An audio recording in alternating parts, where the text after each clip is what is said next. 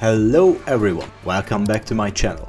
It's been a while since I last checked in, but that's just how the summer period goes. Still, I brought you a season-ending hybrid. The dawn of the Hunt League is slowly coming to a close, and the next league kicks off on August 29, so there's a bit more than a month left to spend the remaining currency and start a new character. I have to admit, I tried and tested quite a few character builds during the, let's say, break, but somehow none of them lived up to my expectations. I tried recreating an attribute stacking Amazon from a ritualist, but that didn't work out too well either. I explored and tested a Flicker Strike Monk build, which is excellent for mapping, but I found the skills and mechanics for boss fights too clunky. They just didn't work reliably.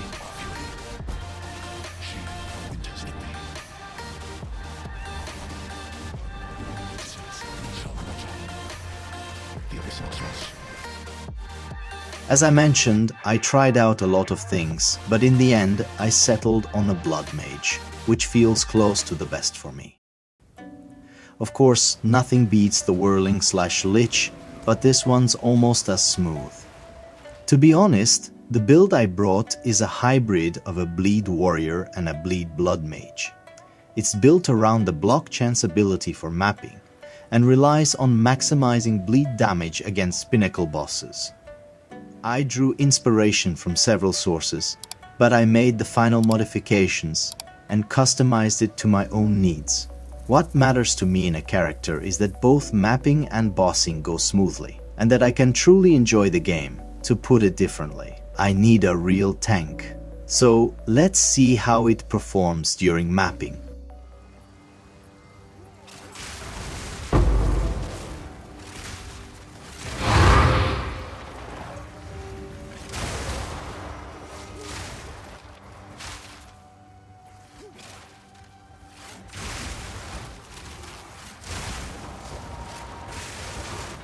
As you can see, the main ability in this case is Lightning Spear, as if the character were an Amazon.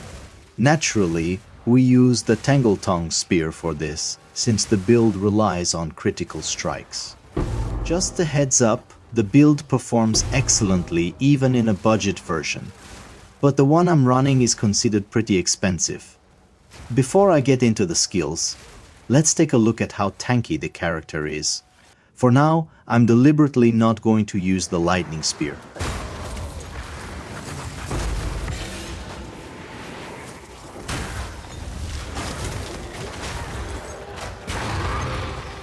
Well, I think the survivability is pretty solid.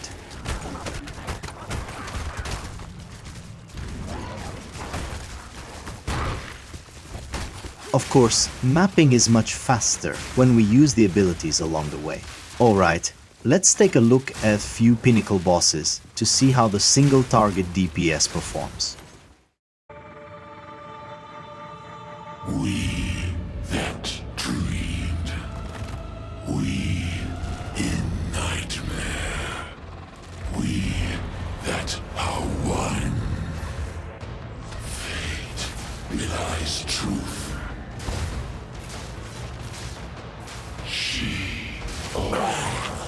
We that fail.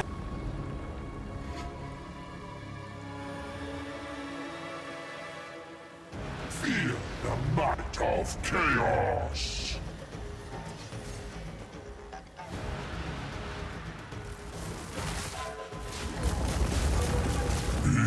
Be obliterated. My service is finally over.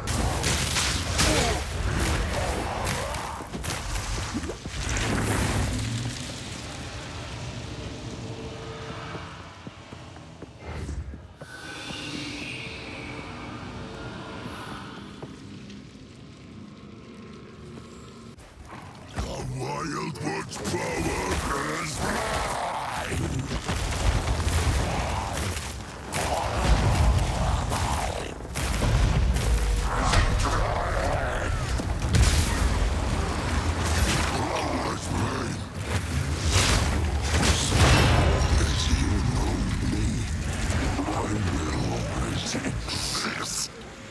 To be honest, the opening strike missed, but even so, there was enough blood loss to trigger an explosion. Fine, time to dive into the skill setup that powers this build. Triple Herald synergy in full effect. Thanks to our equipped body armor, the coming Calamity, we're running 3 Herald skills simultaneously, unleashing devastating elemental power with every move. Most nearby mobs have no elemental resistance, meaning they melt under our Herald procs. The armor also grants us 30 to 40% elemental resistances, which keeps our survivability high while we dish out damage. Now let's break down the skill arsenal that brings this build to life, starting with our triple Herald setup. Herald of Ash, powered solely by Fire Mastery. That's all it needs. Clean, efficient fire damage amplification without any extras weighing it down. Herald of Ice, where things get frosty. We're packing Biting Frost, Conduction, Ice Bite and Cold Mastery. Herald of Thunder brings the storm. Deadly Herald, Embitter, Innervate, all tied together with Lightning Mastery. Life Remnant skill, enabled by the Blood Mage Ascendancy. We've socketed Interlude, offering a juicy 25% increased effect and magnetism to enhance pull and control. Lightning Spear setup is the following. Martial Tempo. Fork, twofold, best used with Combat Frenzy for max value. Volt and Perpetual Charge. Boss fight arsenal reserved for the big moments. We roll out Storm Lance, loaded with Blind, Overcharge, Salvo, Commiserate and Deliberation. Storm Lance's real purpose? Shock the boss during attacks, then convert physical damage into lightning during detonations. Devastating and surgical at the same time. Rake, this is our bleed initiator. The goal here is simple. Cut the boss, trigger bleeding, then detonate that damage with Bloodhound. Support gems include Deep Cuts, Concoct, Ambrosia, Overextend, Momentum. Concoct uses 20% of your life flask charges to scale bleed output. Ambrosia taps 20% of your mana flask charges to amplify lightning damage. Pro tip, use life and mana flasks with increased charge modifiers to maximize these effects. Bloodhound, this is your critical finisher. It scales based on blood lost by the boss and ends in a devastating explosion. Gems included Primal Armament, Concentrated Effect, Physical Mastery, Blindside, Close Combat, Infernal Cry, a boss-only warcry used with weapon set 2 thanks to the Red Blade Banner shield. Red Blade Banner doubles enemy power, and Infernal Cry converts that into raw melee impact. Support gems, Enraged Warcry, Raging Cry, Inspiration, Premeditation, Second Wind. Infernal Cry softens up bosses right before a heavy attack, perfect for chaining into Bloodhound. Voltaic Mark, used to apply a mark on the boss and grant a whopping 200% chance to shock. Gems packed inside, single out, Inevitable Critical, Hourglass, Persistence, Discombobulate, Spirit using skills, Mana Remnants with Dissipate for mapping only. Be sure to disable this before boss fights to preserve spirit resources. Wind Dancer, used both in mapping and boss fights. This skill is enhanced with Lacerate, Armor Explosion, First Blood, Heavy Swing, and Pursuit, Blasphemy, reserved for boss encounters only. It casts conductivity and is pumped up with gems like Cursed Ground, Magnified Effect, Ritualistic Curse, Decaying Hex. Combat Frenzy, mapping only. It's socketed with Profusion. Before checking the gear, a few guidelines. While mapping, activate Mana Remnants, Combat Frenzy, and make sure Deadly Herald is slotted in your Herald of Thunder. Just keep in mind it costs 20 spirits. Boss fights, swap over to Blasphemy. Remove Deadly Herald to free up 20 spirits. Disable mana remnants to reduce spirit usage. Replace Combat Frenzy with Berserk for raw burst power during boss fights. This ability increases rage effect by 30 to 49%, directly enhancing your overall damage output. It's a sleeper mechanic that scales hard when things get intense. It's a smart adaptation that lets you squeeze out big damage, even if your gear isn't top tier yet. Gear overview, key pieces to watch. Tangletown. Prioritize high critical hit chance for reliable crit procs. Instead of critical damage bonus soul cores, use lightning damage runes. They result in stronger burst damage and better synergy with your flat lightning damage. Chernobog's Pillar Shield. A cornerstone of your tankiness. Its block chance is the key here. Every percent of block grants plus 1% fire damage, shown at bottom of the item description. This shield synchronizes beautifully with nodes on your skill tree, especially the next two. Lay Siege plus Offensive Stance. These passive effects each provide 1% increased damage per 1% block chance. So if you reach the 75% cap, you're looking at a whopping plus 75% damage boost per each. And let's not forget, your shield also grants solid fire and chaos resistance, giving both offense and defense a massive edge. Continue with the remaining mentionable gear pieces. Atsak's Sight Helmet, high critical hit chance, plus bonuses to intelligence and dexterity. If it's corrupted, it can add extra spirit, allowing for more spirit-based skills. Fun twist, critical strikes from this helmet also inflict poison, stacking more passive damage on top. Want to skip Combat Frenzy?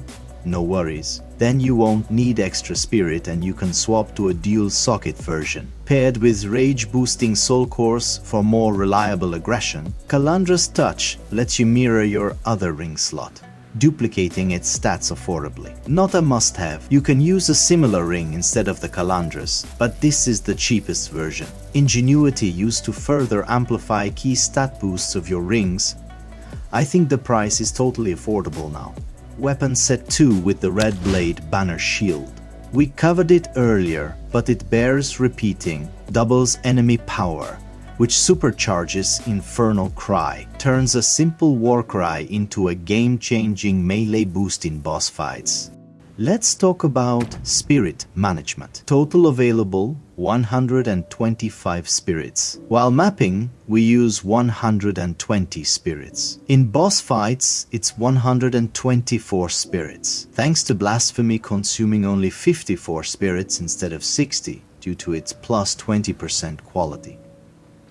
Curse consumption is 54 spirits per curse, so plan your spells or curses accordingly. Alright, let's walk through the full usage rotation and tactical highlights one last time, then dig into the skill tree essentials. While clearing maps, Deadly Herald socketed in Herald of Thunder, Mana Remnants, Wind Dancer, Combat Frenzy. During boss fights, Wind Dancer 30 spirits. Blasphemy 54 spirits at 20% quality instead of 60. Berserk 30 spirits for pure aggression.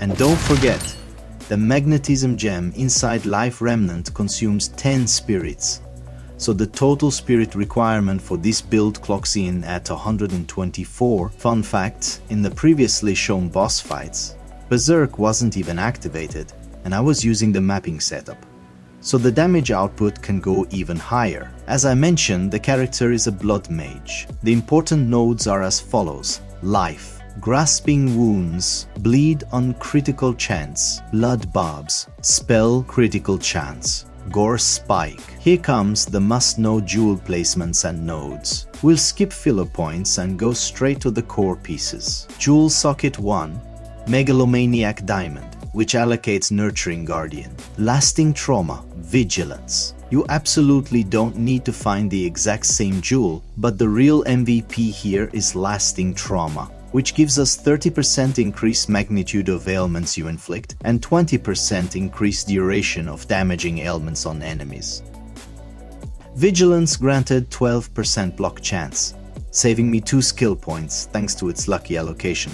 Jewel Socket 2 from Nothing Diamond unlocks Mind over Matter area. We need the 3 elemental damage nodes nearby. Jewels 3 and 4, Time Lost Emeralds. Aim for stats like critical damage, critical hit chance, damage with spears, magnitude of ailments. These can be swapped out for any jewel with similar attributes. Don't stress about exact matches. For the remaining passive points, you'll want to check the linked maxroll planner mentioned in the video description. So, here's a little boss fight execution guide. Once you enter the boss arena, hit Stormlands to prep for detonation. Cast Voltaic Mark to increase the shock effect by 30%. Double tap Infernal Cry for stacked melee boost. Use Rake to trigger bleeding. When the boss has lost enough blood, unleash Bloodhound for the finisher. You can use Bloodhound's Mark instead of Voltaic Mark. Let's take a look at a comparison. Bloodhound's Mark is at the top, Voltaic Mark is at the bottom, and in both cases, Berserk is active. We that dreamed. We nightmare. We that are one.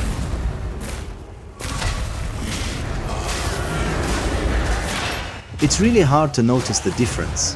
Maybe the blood loss is a bit faster with Bloodhound's Mark. That's all I could fit into today's video. It turned out a bit longer than I had planned. I hope you'll give the showcase character a try. If you've got any questions, feel free to drop a comment. I'll be happy to reply. I plan to make at least one more video before the next league kicks off. See you in the next one. Take care.